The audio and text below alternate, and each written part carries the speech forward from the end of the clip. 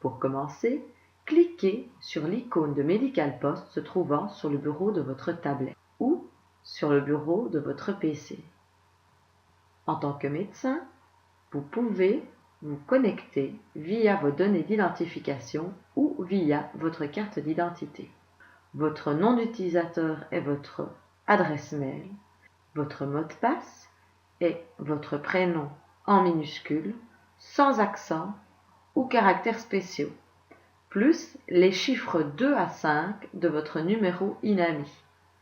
Mon adresse mail, c'est celine.waller@pcsol.be. Mon mot de passe, c'est Celine, sans accent. Et mon numéro INAMI étant 1 2 3 4 5 6 7 8 0 0 4. Le mot de passe est Celine 23 45. Vous pouvez également vous connecter via votre carte EID. L'avantage de cette connexion est qu'une session se crée pendant 12 heures et vous ne devrez donc plus vous reconnecter avant celle-ci durant ce laps de temps. En effet, le programme est prévu de façon à ce que lorsqu'un utilisateur se connecte avec sa carte EID, son certificat d'identification de sa carte combiné au certificat IELTS du poste de garde lui permet d'accéder aux prescriptions, récipients et aux summaires en toute sécurité.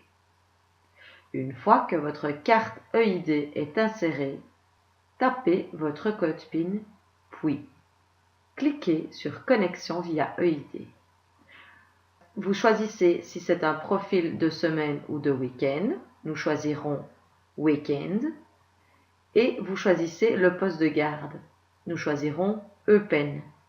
Dans cette fenêtre, vous voyez la liste de travail. Choisissez le prochain rendez-vous. Dans le résumé qui s'ouvre, vous voyez apparaître les infos de contact du patient.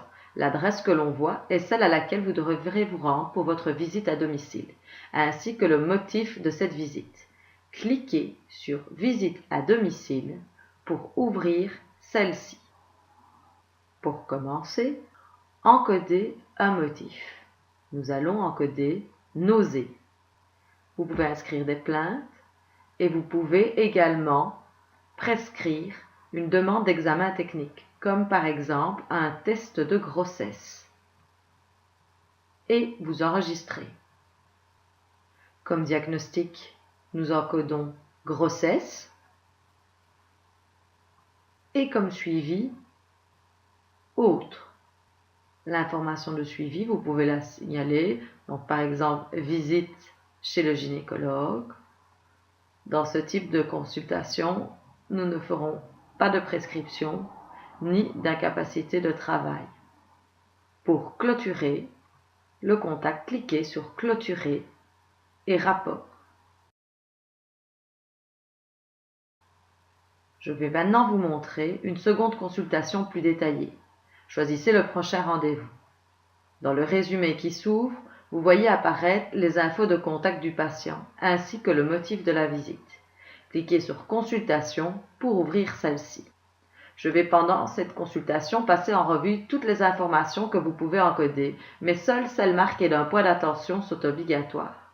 En bas à droite de l'écran, vous voyez apparaître les avertissements du dossier patient, tels que les allergies et si un summaire est disponible pour ce patient. Pour commencer la consultation, encodez un motif. Maux de tête. Vous pouvez également encoder en plus les plaintes du patient, comme par exemple douleur diffuse dans la tête. Vous pouvez également encoder ces paramètres, comme la tension par exemple. Cliquez sur cette icône. Nous allons encoder 140, 110 et on clique sur Fermer. Vous pouvez effectuer différents traitements. Une demande d'examen technique, comme par exemple une analyse d'urine. Un examen technique, comme par exemple un ECG.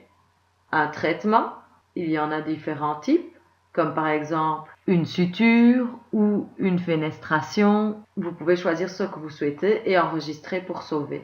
Et vous pouvez également prescrire des vaccins ou injections, ici du Boostrix. Vous encodez ensuite le diagnostic. Nous allons noter hypertension. Des conseils éventuels pour le patient.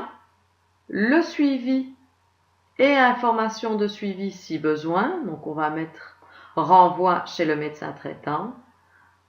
Nous pouvons mentionner la qualité du triage et des infos complémentaires et le degré d'urgence si vous le souhaitez.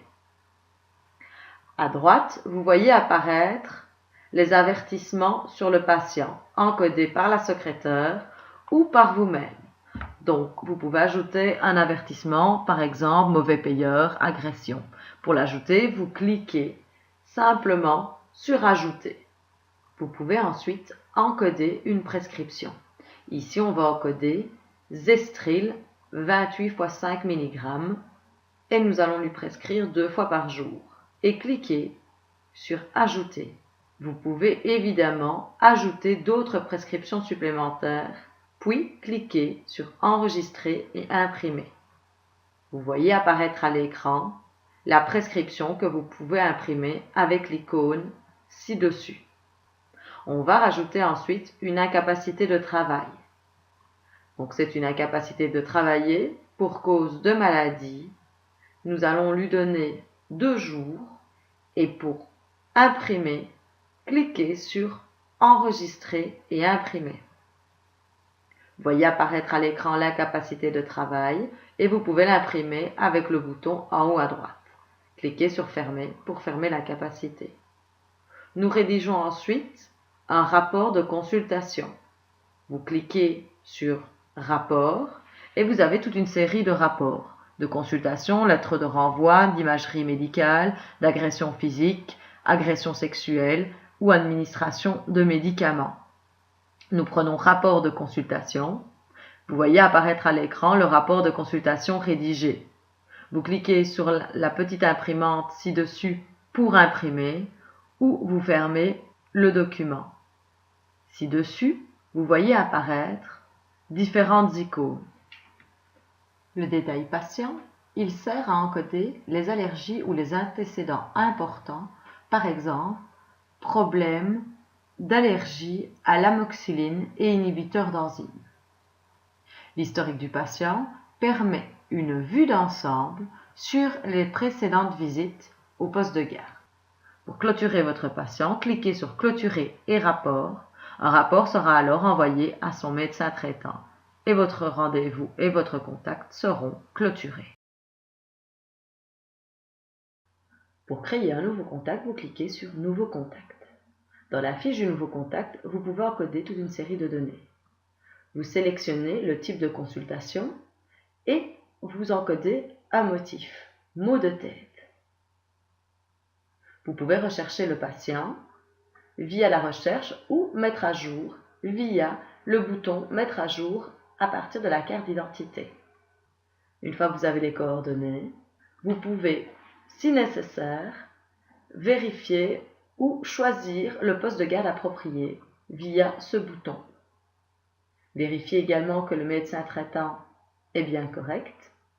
Ensuite, cliquez sur Enregistrer. Vous verrez apparaître votre nouveau contact dans la liste de travail.